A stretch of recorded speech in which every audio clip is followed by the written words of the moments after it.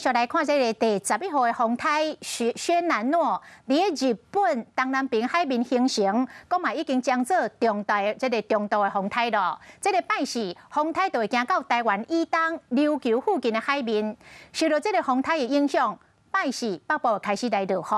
啊，这个风台是毋是会穿过台湾也唔真知，因为伊的路草真复杂，啊变化还阁真大，拜四就是关键。啊，这几天也是真热，尤其要注意下晡的雷公雨。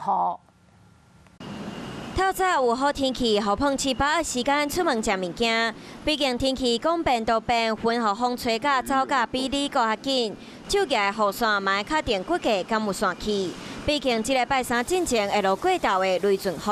中南部地区嘛要注意会落局部雨。除了过道的雷阵雨，另外一个天气变化时间点会伫这礼拜四，受第11号风台现南陆的影响，北台湾会落雨。预估在1号、2号、3号距离台湾相对是最近的时候，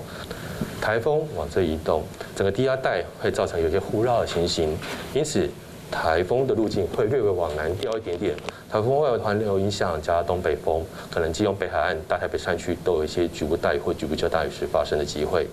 除了注意现南陆风台和台湾东部低压互相影响以外，北边的太平洋高压嘛影响风台落草，敢会来到台湾拜四是预测的关键点。整体来说，在周3之前。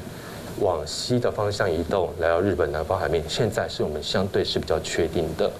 但是后期周4之后，不确定性非常的高，它有可能在这边以后稍微往南调一点点，甚至它还是有一些机会是往北的方向上去。另外，这礼拜6礼拜天气安怎？